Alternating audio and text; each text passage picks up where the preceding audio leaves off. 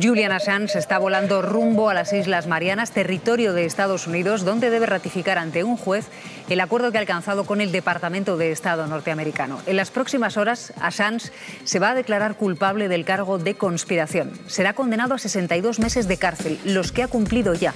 Por tanto, quedará en libertad. Julian Assange, fundador de Wikileaks, está libre. Ha llegado a un acuerdo con el Departamento de Justicia norteamericano. Pero para ello ha tenido que sufrir 12 años de durísimo cautiverio y declararse culpable de espionaje ante los Estados Unidos, que le demandaron. Ya nada será lo mismo. A partir de ahora, como explica Olga Rodríguez, Estados Unidos reclasifica como espionaje el periodismo que exponga crímenes de Estado con pruebas facilitadas por fuentes o documentos estatales. Julian Assange fue un profundo revulsivo en los años del inmenso hartazgo que se extendía en primaveras árabes, 15Ms por doquier, con una fuerte contestación al sistema. Programador y profundamente crítico con la información que ya entonces se suministraba, llegó a decir en una entrevista: dado el estado de impotencia del periodismo, me parecería ofensivo que me llamaran periodista. Gracias a Assange y a Wikileaks supimos que el gobierno estadounidense mandó espiar al secretario general de la ONU y a algunos de los miembros de la organización, hasta incluyendo sus ADN en las pesquisas. Confirmamos que Berlusconi era el correveidile de Putin en Europa o que la administración estadounidense recibe informes serios como el de un golpe de Estado en Honduras y nadie dice nada en la administración norteamericana. También había informaciones secretas de España. Decían que la embajada norteamericana presionaba a jueces, ministros y empresarios, que maniobró y sobre todo amenazó para lograr sus fines, como en el flagrante caso del asesinato del cámara de Telecinco en el Hotel Palestina de Bagdad, José Couso, cuya investigación sufrió múltiples avatares, que nuestros representantes declaraban en público que se haría justicia y en la embajada norteamericana se mostraban receptivos a las presiones para frenar el caso. El gobierno español protestó y negó esas presiones, pero la evidencia es que ninguno de los sucesivos gobiernos lo investigó ni pidió responsabilidades, que, como en el caso del resto de los países, la legación norteamericana emitió informes demoledores de nuestros mandatarios. Los americanos solo valoraban positivamente al rey Juan Carlos. Corroboran que el PP perdió las elecciones en 2004 por su manipuladora gestión del atentado del 11M, o que la embajada en Madrid colocó desde 2008 la propiedad intelectual como tema prioritario en su agenda para lograr en España una ley antipiratería que favoreciera a los intereses de la industria estadounidense. Se llamó Ley Sinde. 12 años de prisión demuestran lo que importaba mantener los secretos de tanta trampa. La muerte espantosa de inocentes. No pueden ser, no deben ser un código de seguridad a preservar. ¿Y cómo se llama ese misterioso ente que cuenta a la sociedad lo que los poderosos quieren ocultar? Pues se llama periodismo. Algo vivo que pugna siempre por salir entre la podredumbre o la mediocridad. El sueño de mejorar el mundo. Un peligro. Una y otra vez demuestra que no se rinde, pero ya nada es lo mismo. Assange ha cumplido sobradamente su pena por informar, sale libre, sí, a curar sus muchas heridas. Las del periodismo y la justicia también precisan ser profundamente saneadas. Y puede que la indiferencia de la sociedad también necesite tratamiento. Bueno, esto escribía hoy en el diario.es una de las pocas periodistas que merece tal nombre en España, Rosa María Artal. Bienvenidos y bienvenidas a La Base. La Base, con Pablo Iglesias, Paola Aragón, Manu Levín e Ina Finogénova. Bueno, hoy en La Base hablamos de Assange, que está casi en libertad, era un tema obligado para hoy. Paola Aragón, nos vas a contar todos los detalles, ¿verdad? Sí, vamos a hablar de esa última hora de que por fin Assange sea libre y vamos a recordar también por qué se le perseguía y cuál ha sido todo ese periplo al que se ha tenido que enfrentar durante todos estos años. Manu Levín, Assange puso sobre la mesa pruebas de la verdad del poder, pero también de la verdad de uno de los poderes del que casi nunca se habla, la verdad sobre el poder mediático. ¿Qué dice la prensa? Bueno, el tiempo pone a cada uno en su lugar. Vamos a ver en qué lugar han quedado determinadas cosas que escribieron determinados personajes del poder mediático en todo el mundo y en particular en este país para intentar destruir a Julian Assange. Ina Finogénova, nos vas a contar algunos detalles de ese acuerdo, ¿verdad? Sí, voy a hablarles del acuerdo, el cargo del que acepta declararse culpable Julian Assange, el precedente que sienta eso para el periodismo y el momento en el que todo esto se da. Hoy además vamos a contar con Olga Rodríguez, una de las periodistas que siempre se posicionó de manera clara y cristalina a favor de Assange y de Wikileaks. Arrancamos, Xavi. La base de datos. Adelante, compañera.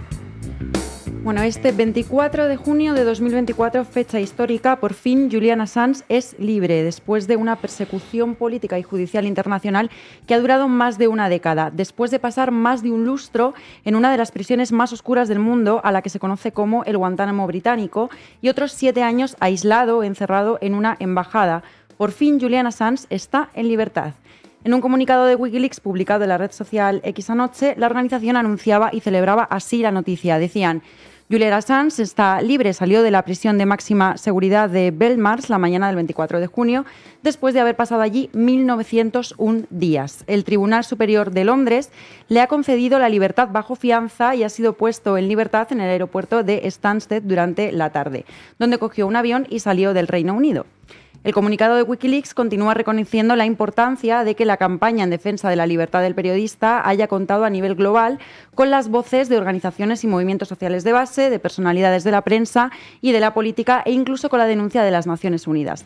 Gracias a todo ello, dicen, ha sido posible establecer un marco de negociación con el Departamento de Justicia de los Estados Unidos que ha dado lugar al actual acuerdo por el cual Assange por fin ha podido salir de la celda de 2 por 3 metros en la que permanecía desde hace más de 5 años aislado 23 horas al día. Pronto se reunirá con su esposa Stella Assange y sus hijos, que solo han conocido a su padre tras las rejas. Ha celebrado Wikileaks sin dejar de señalar la realidad absolutamente inhumana y cruenta que encierra esta historia. Y tampoco han dejado de reivindicar qué es lo que hay detrás de esta persecución. Pues básicamente que Wikileaks es una organización que hizo pública la verdad sobre la corrupción gubernamental y la vulneración de los derechos humanos, que pusieron sobre la mesa la responsabilidad que tenían los poderosos. Julian pagó severamente por estos principios y por el derecho del pueblo a saber. La libertad de Julian es nuestra libertad, decía en ese comunicado.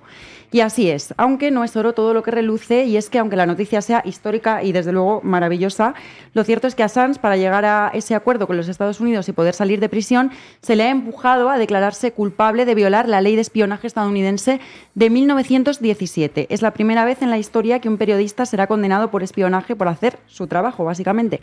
Luego Ina va a profundizar un poco más en todas las implicaciones que tiene este acuerdo. Porque aunque la pena de cárcel por este delito en realidad conmuta con el tiempo que Assange ya ha estado en prisión, por lo que ya no tendría que volver a entrar, el hecho de que esa condena exista marca un precedente bastante peligroso para la libertad de prensa que no podemos pasar por alto. Con todo, este es en realidad un triunfo de la presión que se ha ejercido desde distintos actores y movimientos y la lucha por la libertad de prensa durante todos estos años, porque lo que pretendía Estados Unidos era acusar a Assange de hasta 18 delitos e imponerle una pena que podía alcanzar los 175 años de cárcel. Efectivamente, cuando en realidad el único delito de Assange fue desenmascarar básicamente al gobierno de los Estados Unidos y ofrecer a la ciudadanía información de absoluta relevancia y pertenencia que, de no ser por Wikileaks, jamás habríamos podido llegar a conocer probablemente. Vamos a hacer un repaso por aquellas famosas filtraciones de principios de la década del 2010 que desembocaron en esta cacería. Y quiero mandar un saludo a nuestra compañera Sara Serrano, que en varios programas de La Base durante estos años ya las explicó maravillosamente bien, y gracias también a ella pues vamos a poder recordarlas hoy. Primero, el asesinato colateral fue la filtración quizá más famosa y probablemente la más importante que hizo Wikileaks en el año 2010. Se trataba de un vídeo de 2007 en el que se ve cómo 2 helicópteros estadounidenses tirotean y asesinan sin motivo alguno a 12 civiles desarmados en Bagdad, entre ellos 2 periodistas de la agencia de noticias británica Reuters. Reuters había reclamado este documento en varias ocasiones, pero siempre se le había negado, por lo que sea, hasta que Wikileaks lo sacó a la luz. Un par de meses más tarde, en julio de 2010, Wikileaks filtró los diarios de la guerra de Afganistán, un conjunto de 90.000 documentos de los que se hicieron eco The Guardian, The New York Times y Der Spiegel, y Der Spiegel. Para el gobierno de los Estados Unidos esto era una filtración que ponía en riesgo, según ellos, vidas de civiles. Pero la realidad es que con esos papeles se desveló cómo el ejército estadounidense había sido quien había causado víctimas civiles, además de informaciones sobre fuego amigo, asesinatos extrajudiciales y conexiones entre los servicios secretos de Pakistán y los talibanes insurgentes. Luego, en octubre de 2010, Wikileaks sacó a la luz los más de 400.000 documentos desde el Pentágono sobre la guerra de Irak, los Iraq War Log, que fueron publicados por The Guardian, The New York Times, Le Monde, El País, Der Spiegel y Al Jazeera. Documentos que mostraban que el 63% de las víctimas mortales en Irak habían sido en realidad población civil, que había habido casi 4.000 asesinados por fuego amigo, en fin. También revelaban torturas sistemáticas contra los prisioneros, como las autoridades estadounidenses habían dejado sin investigar cientos de denuncias de abusos, violaciones e incluso asesinatos perpetrados por la policía y el ejército iraquíes que colaboraban con los ocupantes. En el mes de noviembre de 2010 llega el conocido también como caso Cablegate, que fue la gota que colmó el vaso. Wikileaks filtró más de 250.000 cables entre el Departamento de Estado de Estados Unidos y sus embajadas por todo el mundo, que desvelaron, entre otras cosas, cómo Washington había dado orden a sus diplomáticos de espiar a otros gobiernos e incluso al secretario general de la ONU, a Ban Ki-moon. Bueno, como podemos imaginar, todo esto de mostrar las vergüenzas de su gobierno a los Estados Unidos no les hizo ni puñetera gracia, y a partir de ahí comenzó toda la cacería contra Julian Assange. Efectivamente, justo entonces es cuando, de pronto, sorpresivamente, Assange es acusado de violación en Suecia y la Fiscalía de allí emite contra él una orden de arresto. Assange niega los hechos, aunque acaba entregándose a la policía en Londres. Le conceden la libertad condicional bajo fianza, pero entonces un tribunal aprueba su extradición a Suecia y entonces él se refugia en la Embajada de Ecuador, en la que acabaría pasando 7 años sin poder salir de allí. La justicia de Reino Unido lo interpreta esto como una violación de la condicional y decide poner agentes en la entrada de la embajada para que, si Julian pone un pie en la calle, sea inmediatamente arrestado. Poco después, una de sus fuentes, la exmilitar del gobierno de Estados Unidos, Chelsea Manning, fue condenada a 35 años de cárcel por violar la ley de espionaje estadounidense, y aunque Obama la acabaría indultando, tuvieron que pasar hasta 7 años que ella estuvo entre rejas. En 2017, 6 años después de las acusaciones, finalmente la justicia sueca terminaría archivando el caso y retirando la orden de detención internacional, pero para entonces la justicia británica sigue manteniendo su intención de arrestarle por haber violado la libertad condicional. Paralelamente, Wikileaks publica ese año la mayor filtración de documentos de la historia de la CIA, denunciando sus estrategias de ciberespionaje. En diciembre de ese año, en teoría, Assange iba a recibir la nacionalidad ecuatoriana y un pasaporte diplomático para poder huir a Ecuador, pero un entramado de espionaje entre una empresa española y la CIA lo descubrieron e impidieron que el plan se llevase a cabo. En el año 2019, el presidente de Ecuador, Lenín Moreno, le retira a Assange el asilo diplomático que le había otorgado su antecesor, Rafael Correa. Correa, en su día, denunció que Moreno había entregado a Assange a cambio de obtener apoyo financiero de Estados Unidos y un acuerdo con el Fondo Monetario Internacional. Y el caso es que, claro, entonces, sin esa protección, Reino Unido por fin logra meter a Assange en la cárcel. Las condiciones a las que allí estaba sometido, por cierto, fueron denunciadas por varios relatores de la ONU en los años siguientes. Se supone que una de las condiciones de Lenín Moreno había sido que a Assange no se le extraditase a Estados Unidos. Pero en 2022 el Supremo británico y la entonces ministra de Interior, Priti Patel, dieron el visto bueno a su extradición, dando por válidas pues las garantías que teóricamente Washington ofrecía de que la seguridad de Assange no se iba a respetar, ¿no? Pero tanto organizaciones internacionales como la ONU, como asociaciones de médicos que habían estado peritando a Assange, habían advertido por activa y por pasiva de lo poco probable que sería que Estados Unidos fuese un país en el que Assange pudiese tener un juicio justo, por no hablar del riesgo de suicidio que se valoraba que podía existir en caso de que finalmente fuese extraditado. En fin, después de todo este entramado persecutorio, por fin parece que Assange podrá regresar a Australia sin tener que llegar a poner un pie en los Estados Unidos, al menos no en su territorio continental, ¿verdad? Efectivamente, su salida de Reino Unido ha tenido como parada técnica primero Bangkok y su destino ahora en principio son las Islas Marianas del Norte, una colonia de Estados Unidos en el Pacífico, donde el ok definitivo al pacto tiene que darlo allí un juez y que el acuerdo quede pues definitivamente cerrado. Y entonces, por fin, podrá Assange regresar a su país natal y ser de una vez por todas libre de verdad. Ojalá que sea así. Gracias, compañera. One of the hopeful things that I've discovered is that nearly every war that has started in the past 50 years has been a result of media lies. The media could have stopped it. If they had searched deep enough, if they hadn't reprinted government propaganda, they could have stopped it. But what does that mean? Well, that means basically populations don't like wars. And populations have to be fooled into wars. Populations don't willingly and with open eyes go into a war. So if we have a good media environment, then we'll also have a peaceful environment. Manu Levin, adelante. Adelante, compañeros. Titulares al banquillo. El análisis mediático de Manu Levin. Bueno, hoy es un día de celebración para todas las personas que defendemos la verdad, el derecho a la información y el auténtico periodismo, y que por lo tanto hemos reclamado durante años la libertad de Julian Assange, y es un día triste para los autodenominados periodistas que desde el primer momento se pusieron de perfil, o peor, se pusieron al lado del poder y enfrente de Julian Assange, lo difamaron y defendieron su persecución, su encierro y su tortura en nombre de la seguridad nacional de Estados Unidos y de Occidente. Buen día para el periodismo, mal día para quienes pisotean y destruyen el periodismo desde dentro, como la carcoma hace en la madera. El tiempo a veces pone a cada uno en su sitio. En este caso ha puesto a Julian Assange en libertad y a quienes lo atacaron desde el propio oficio periodístico en ridículo. The Atlantic, con sede en Washington. Julian Assange tuvo lo que se merecía. No continúen picando en sus llamadas a la simpatía, su megalomanía y su promiscuidad con los hechos. The New York Post, con sede en Nueva York. A la gente de izquierdas y de derechas, no conviertan a un filtrador en un héroe, es un traidor. Hoy se podrían citar aquí innumerables ejemplos como estos en la prensa estadounidense que pasarán a la historia de la infamia mediática con ríos de tinta destinados a construir un monstruo alrededor de la figura de Julian Assange. Que la prensa sistémica del corazón del imperio, como The New York Post del clan Murdoch, atacara de esa manera a Assange, no por indecente resulta sorprendente. Al fin y al cabo, Assange hizo mucho daño a la propaganda de guerra del gobierno, la inteligencia y los poderes mediáticos de los Estados Unidos. Efectivamente, pero más patético, por servil, por sumiso, por pelota, por indigno, por lameculos del poder, resulta lo que hicieron muchas empresas de comunicación aquí en España para correr en auxilio del gran amo estadounidense en su cruzada de destrucción humana de Julian Assange. Así que vamos a repasar hoy, si os parece, algunos de los hits de la vergüenza contra Julian Assange que vertieron los poderes mediáticos del Reino de España. Exclusiva, La Razón desvela cómo era el centro de operaciones de Assange en la Embajada de Ecuador. Centro de operaciones, como si fuera una especie de terrorista, ¿no? O algo así.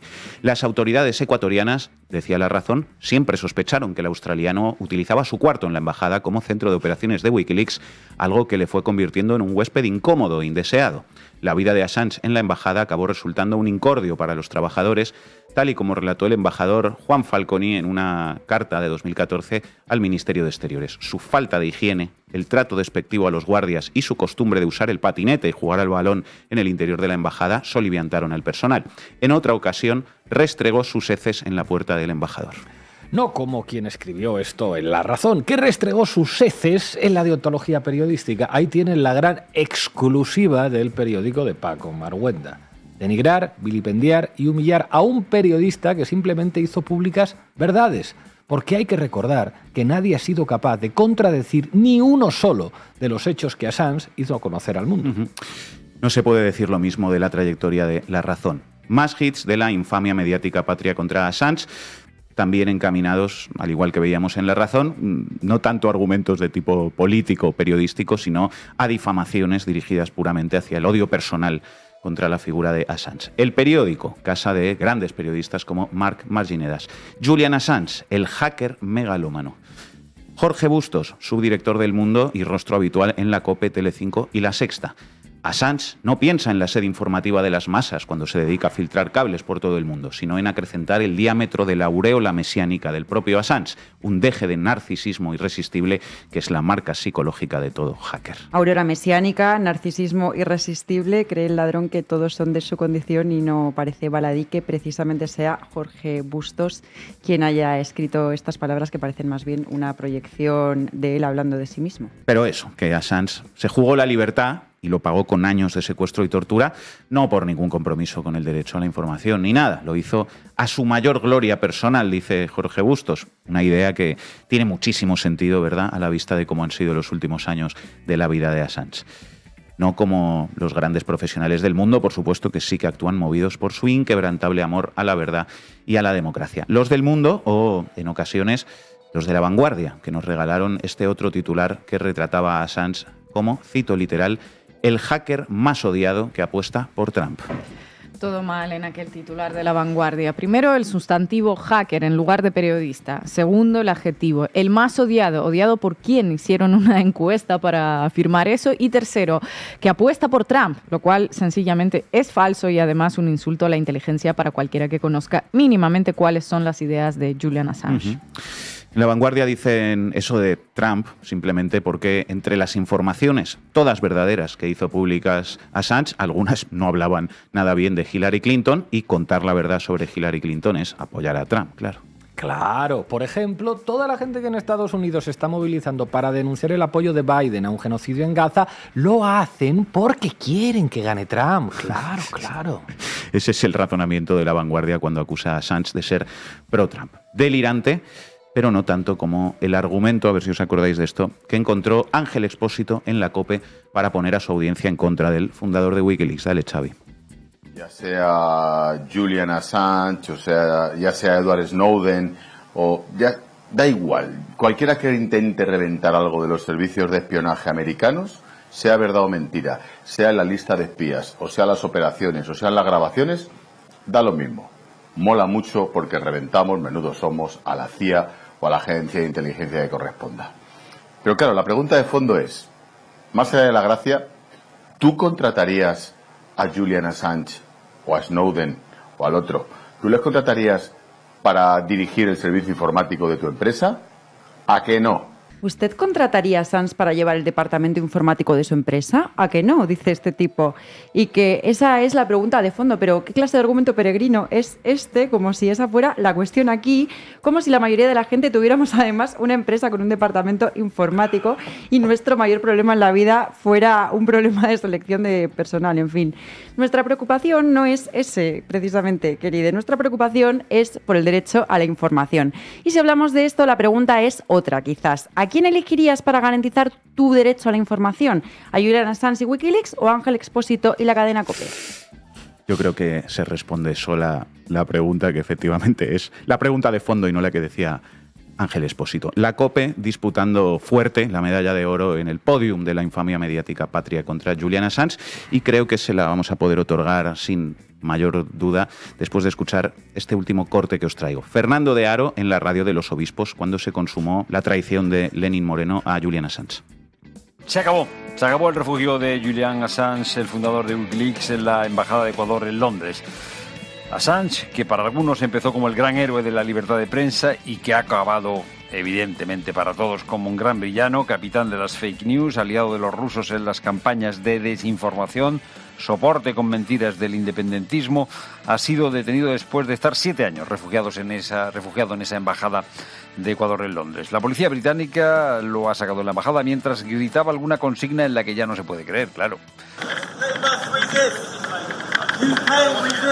Assange ha sido detenido por una orden de extradición de Estados Unidos y rápidamente llevado ante el juez, y el juez lo ha declarado culpable de un delito de haber violado la libertad condicional. Estados Unidos acusa a Assange de conspirar para infiltrarse en el sistema del gobierno. En 2010, Assange, que es de origen australiano, se coordinó con la que era soldado Chelsea Manning para filtrar documentos del Departamento de Defensa. Más de 700.000 documentos clasificados fueron filtrados al portal Wikileaks. Aquellos documentos robados y filtrados fueron saludados por muchos medios como una gran revelación, como un gran ejercicio de transparencia. Assange le cogió gusto a las conspiraciones y empezó a protagonizar él mismo una conspiración constante. En la campaña electoral de Estados Unidos, Wikileaks publicó datos comprometedores para Hillary Clinton que le habían pasado los rusos. Assange había caído del lado de los rusos y de los independentistas. Esas cositas eran las que hacía Julian Assange desde la Embajada de Ecuador. Se había convertido en una de las voces más influyentes, porque mucha gente lo sigue en redes sociales, para destruir la imagen de España. Estuvo protegido y a buen refugio en la Embajada de Ecuador, mientras estaba Nicolás Correa, que era un populista. Pero claro, el cambio con Lenín Moreno ha ido provocando que se haya creado un cerco cada vez más estrecho, y al final, bueno, ha pasado lo de esta mañana. Lenín Moreno ya avisaba hace unos días. Ecuador, soberanamente, da por finalizado el asilo diplomático otorgado al señor Assange en el año 2012. Afortunadamente, porque Assange era un pirata. Era un pirata que quería destruir, bueno, pues todo lo que tenía que ver con Occidente, con lo que tenía que ver con España. Nicolás Correa dice que era un populista, nivelón, de manejo de internacionales, como para fiarte de todo lo demás que dice. En fin, podríamos analizar ahora minuciosamente estos 2 minutos y medio de bazofia radiofónica, pero creo que es más eficaz, a la luz de lo que felizmente ha acabado sucediendo con la libertad de Assange, cambiarle algunas palabritas clave a la alocución de Fernando de Haro en la COPE. A ver qué os parece, quedaría así. Se acabó el subterfugio de los perseguidores de Julian Assange. La COPE, que para algunos empezó como un medio serio y que ha acabado evidentemente para todos como un gran villano, capitán de las fake news, aliado de los Estados Unidos en las campañas de desinformación, soporte con mentiras del imperialismo, ha quedado en ridículo después de estar no sé cuántos años atacando a Julian Assange. Años defendiendo su encierro en la embajada mientras gritaban alguna consigna en la que ya no se puede creer, claro. La COPE difamó a Assange por una orden de destrucción de Estados Unidos y hoy rápidamente ha sido llevada ante el juez, y el juez la ha declarado culpable del delito de haber atacado la libertad de información. La base acusa a la COPE de conspirar para defender el sistema y al gobierno estadounidense. Desde 2010, la COPE, que es de origen eclesiástico, se coordinó con Washington para defender a su Departamento de Defensa. Más de 700.000 falsedades e insultos fueron propagadas desde sus micrófonos. Aquellos ataques infundados fueron saludados por muchos medios como una gran actuación, como un gran servicio para la audiencia. La COPE le cogió gusto a las conspiraciones y empezó a protagonizar ella misma una conspiración constante. En la campaña electoral en España, la COPE publicó mentiras para dañar a la izquierda que le había pasado Villarejo. La COPE había caído, si es que no lo estuvo siempre, del lado de la mafia y de los fascistas. Esas cositas eran las que hacía la COPE desde sus estudios en Madrid. Se había convertido en una de las cloacas más influyentes, porque mucha gente la escucha, para destruir la reputación de quien hiciera falta. Está protegida y a buen recaudo, en un buen refugio, en la capital de España, mientras esté Anabel Díaz Ayuso, que es su mejor accionista. Pero el cambio de conciencia sobre el poder mediático ha ido provocando que se haya ido creando un cerco cada vez más estrecho sobre los mentirosos profesionales y al final, bueno, ha pasado lo de esta mañana. Afortunadamente, porque en la COPE son unos piratas que quieren destruir a cualquiera que quiera cambiar algo en Occidente o en España. Pues bastante más cercano a la realidad que todas las patrañas que estos lamebotas de Estados Unidos dijeron para tratar de hacer daño a Julian Assange. Justicia poética. Gracias, Manu. Presidente, ¿usted tiene una relación cordial con Joe Biden? Sí, le he tratado cosas. Lo de Assange, eso por primera vez lo digo. Le di una carta y le pedí que se ayudara a Assange, que era una injusticia tenerlo en la cárcel. Me dijo que iba a pensarlo, pero no hubo una negativa. Yo espero que lo liberen. Es una gran injusticia. Ina Fino Génova. Vamos, Xavi. ¿Para qué me invitan? El análisis internacional de Ina Fino Génova. Hace 12 años, el fundador de Wikileaks, Julian Assange, entró por la puerta de la embajada ecuatoriana en Londres para pasar 7 años prácticamente en una habitación. Cuando Lenín Moreno lo entregó a la policía británica a cambio de un préstamo del FMI, Assange fue recluido en una celda de 2 por 3 metros cuadrados, donde sobrevivió en aislamiento total durante las 23 horas del día y noche a lo largo de 5 años, 1901 días exactos. Estados Unidos pidió 175 años de cárcel para él, que de sus 52 años de vida pasó 12 en reclusión, sin ser ciudadano de Estados Unidos y habiendo cometido su presunto crimen fuera de ese país. Hoy la maquinaria de represión se detuvo por un instante y esto se va a presentar como la prueba de su humanismo infinito. Los que hace 5 años celebraron la entrega de Assange a la policía británica hoy probablemente centrarán sus informaciones en que el periodista aceptó declararse culpable frente a la justicia estadounidense y en que ni tan siquiera es periodista. Pero cabe recordar siempre por qué le destrozaron la vida a él y a su familia durante más de una década, porque con el imperio no se juega y si cometes el delito de difundir información sobre los crímenes de Estados Unidos lo vas a pagar muy caro. Assange pasó 12 años encerrado por hacer periodismo y por romper el blindaje informativo a nivel global y su salida en libertad coincide, qué casualidad, con el momento más bajo de la popularidad del presidente Joe Biden, que busca revalidar su mandato en noviembre en unos Estados Unidos metidos hasta la coronilla en una guerra en Europa y en un genocidio en Oriente Medio. Esto hay que tenerlo muy presente.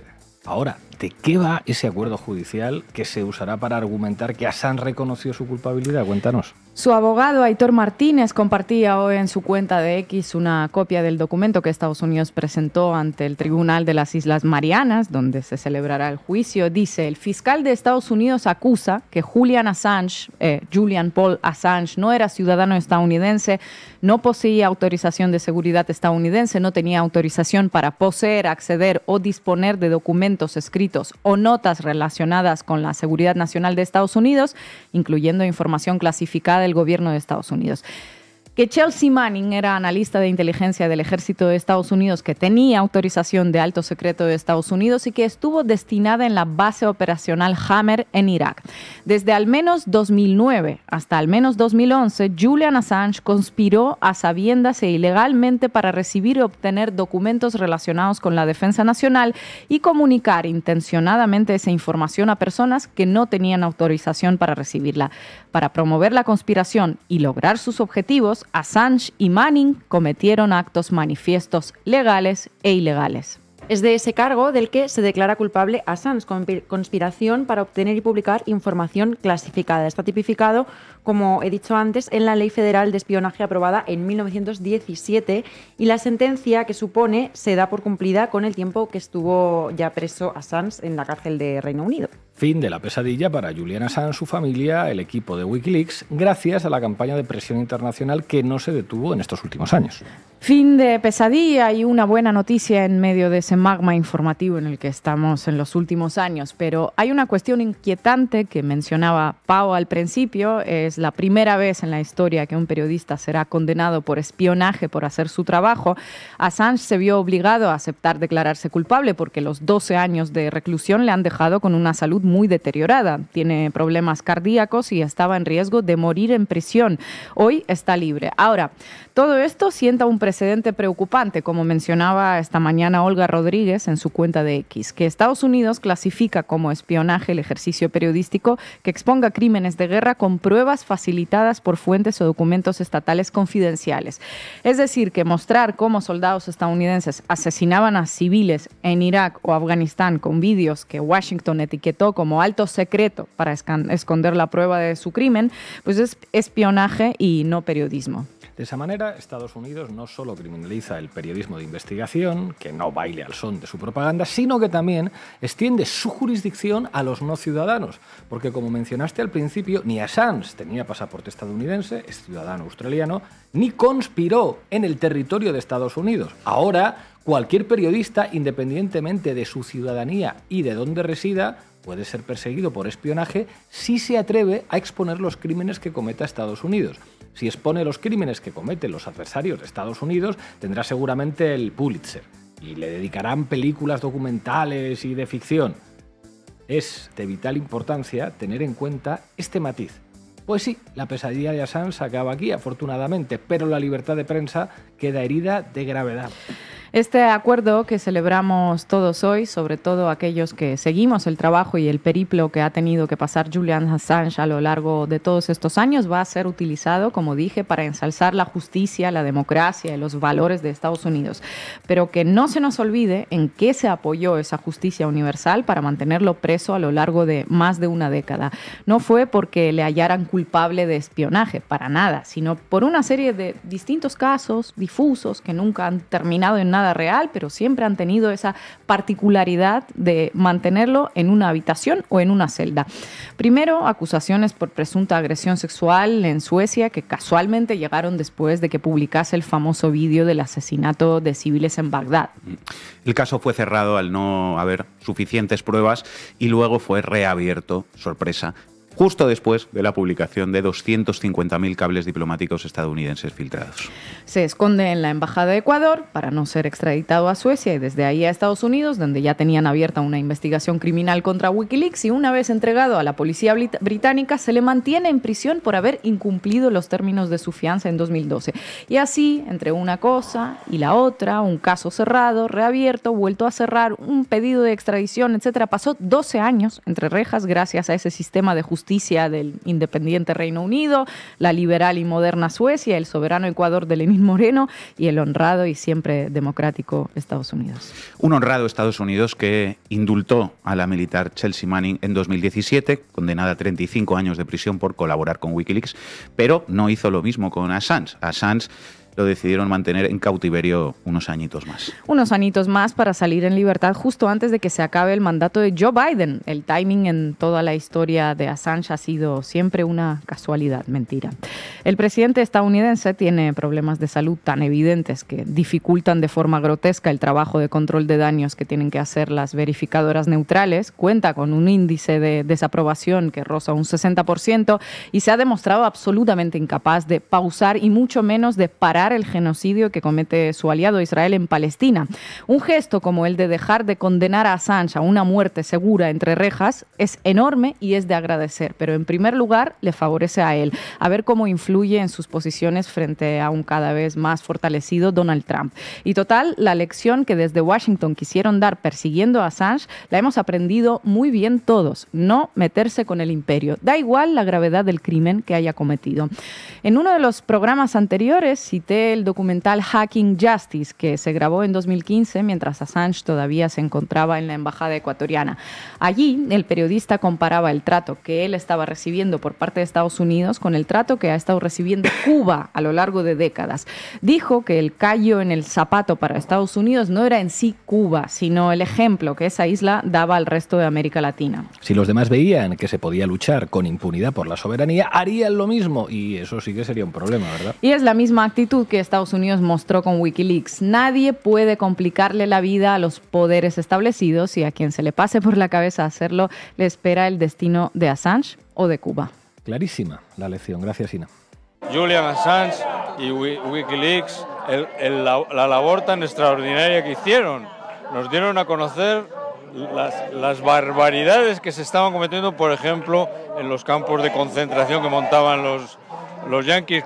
Aquí hubo una serie de medios que lo publicaron y se lucraron con ello. Y ahí lo están dejando pudrirse. Le pasa a Pablo González lo mismo.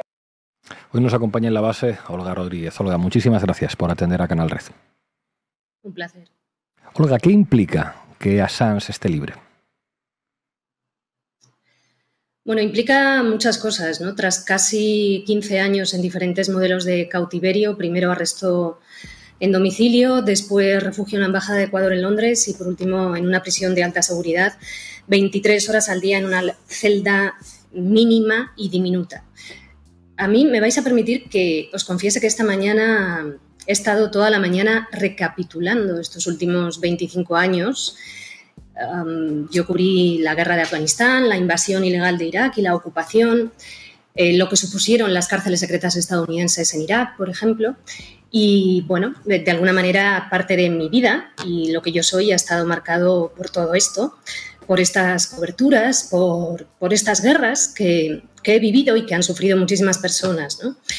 Por el conocimiento de lo que allí ocurría, por el sufrimiento de personas que conocí en Irak y que sufrieron torturas, Y es inevitable hacer esta recapitulación de todo lo ocurrido. Hablaba con algunos amigos iraquíes que ahora están exiliados, que sobrevivieron a torturas. Y la verdad es que es un día, complejo, ¿no? De alguna manera, porque por un lado tenemos esta puesta en libertad, lo cual es algo que debemos celebrar, pero por otro lado, él ha tenido que declararse culpable de violar la ley de espionaje. Y esto de alguna manera supone que Estados Unidos reclasifica como espionaje el periodismo que exponga crímenes de Estado con pruebas facilitadas por documentos o por fuentes oficiales o estatales.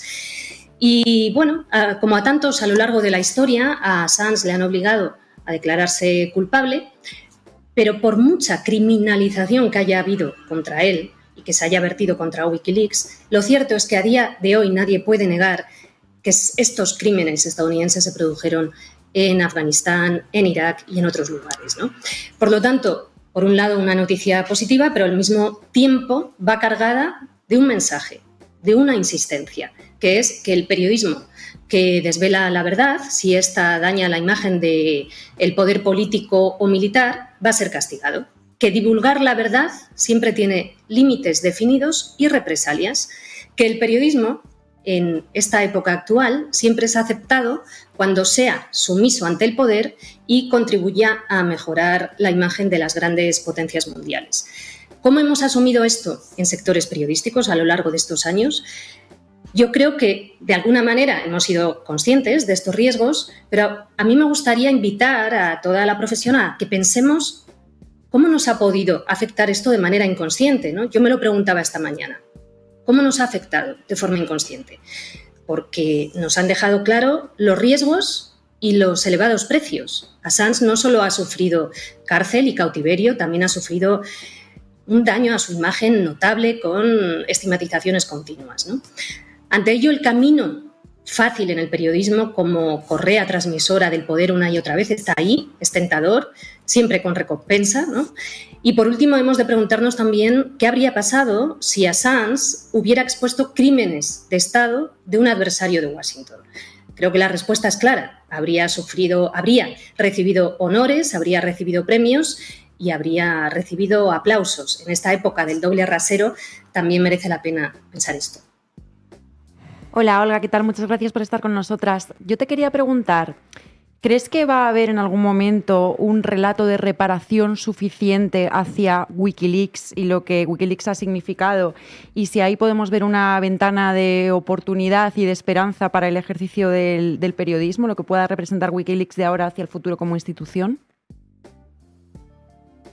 Eso dependerá de por dónde vaya el mundo, pero sí que podemos rememorar y recordar qué supuso Wikileaks en un primer momento, que fue abrazado por sectores muy importantes del periodismo, ¿no? Y grandes medios de comunicación se hicieron eco de lo que desveló Wikileaks y lo presentaron en sus portadas y en los medios, pero poco a poco después se fue olvidando a Wikileaks desde demasiados espacios del mundo del periodismo, ¿no? Os hablaba antes de Irak. ¿Qué supuso Wikileaks en esa invasión de Irak? Bueno, un antes y un después, porque esos crímenes que se produjeron allí, esos ataques a plena luz del día por parte de Estados Unidos, yo por ejemplo estuve presente en el ataque estadounidense contra el mercado de Al-Saab en Bagdad en 2003. Posteriormente veíamos a hombres salir de cárceles secretas estadounidenses con signos de tortura, gente que desaparecía y sus cadáveres aparecían encontrados con signos de maltrato tiempo después. Teníamos algunos hechos que indicaban de alguna manera por dónde iba esa ocupación ilegal. Por ejemplo, John Negroponte como embajador de Estados Unidos en Irak, o el veterano de guerras sucias centroamericanas James Steele como entrenador de los escuadrones paramilitares en Bagdad, nos daban algunas pistas. Pero hubo algo esencial, que fueron aquellos vídeos que Wikileaks mostró, porque la prensa internacional que estaba en Irak no pudimos grabarlo desde el otro lado. Ofrecíamos imágenes y testimonios de las víctimas, pero cuando aparecen esos vídeos desde el lado de Estados Unidos que confirmaban a los más descreídos que esos ataques contra civiles se producían, eso fue algo que marcó un antes y un después y fue algo que hizo daño. Y Assange lo pagó caro, ¿no? Hubo temas muy molestos ante los que incluso algunos medios decidieron pasar página. Y no hemos de olvidar que bajo la administración Trump incluso oficiales de la CIA llegaron a barajar si era conveniente o no deshacerse definitivamente de Julian Assange. No recuerdo si mencioné antes el tema Couso. Yo soy testigo directo del asesinato de José Couso por parte del ejército estadounidense en Bagdad en 2003. También pudimos conocer a través de Wikileaks los empeños de la Embajada de Estados Unidos aquí en Madrid, las presiones por frenar la investigación judicial que tenía lugar en la Audiencia Nacional, así como la receptividad que mostraron algunos representantes del gobierno español por aquel entonces, ¿no? Han sido años de una enorme movilización de gente. Yo conozco a algunos de los abogados de Julian Assange, por ejemplo, Renata Ávila, gente que nunca se ha rendido, que siempre ha creído en la importancia de este caso y lo que representa. Wikileaks marcó una época de la historia muy importante, pero lo miremos como lo miremos, el machaque que ha recibido Julian Assange es un mensaje claro, es un mensaje peligroso y es un mensaje que pretende aleccionar al periodismo. Ahora bien, dependerá de por dónde vaya el mundo para poder determinar cómo quedará el relato sobre Wikileaks en el futuro. Eso dependerá de todos nosotros. Manu. Buenas tardes, Olga. Un placer tenerte en la base un día como hoy. Decíamos antes que, bueno, a veces el tiempo pone a cada uno en su lugar. Repasábamos pues algunas cosas que dijeron determinadas figuras del poder mediático en España sobre Julian Assange, que ni siquiera ya fueron, digamos, opiniones sobre si era lícito o no publicar determinadas cosas ni nada, ¿no? Sino que simplemente fueron insultos, ataques, digamos, de una operación de destrucción personal de la propia y humana, ¿no? De la propia figura de Assange. Has dicho ya unas cuantas cosas sobre lo que dice todo esto del periodismo, ¿no? Que también es una dimensión muy importante de todo este caso, pero bueno, por hablar un poco más sobre eso, te quería preguntar, bueno, ¿en qué lugar deja, ¿no? Todo esto que ha sucedido hoy, la libertad finalmente de Assange a todas estas personas que prestaron sus plumas y sus voces y sus micrófonos a esa operación de destrucción personal infame de Julian Assange?